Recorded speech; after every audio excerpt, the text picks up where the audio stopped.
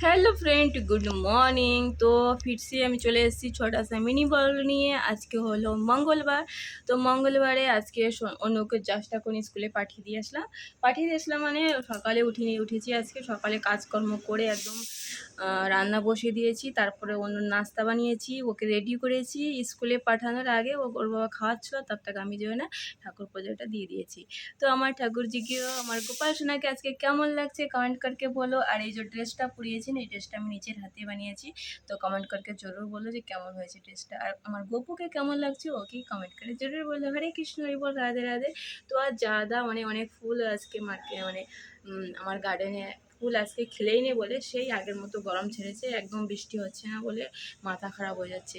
তো সকালে আজকে মঙ্গলবার ছিল, মঙ্গলবারের সুবার মর্নিং রুটিনটা তোমাদের শেয়ার করলাম। আর ছোটা সা মিলবাগ ज़्यादा বেশি বড় করবো না, কিন্তু অনেক ভিডিও আমার হয়ে গেছে, পোস্ট করতে এখনও বাকি আছে।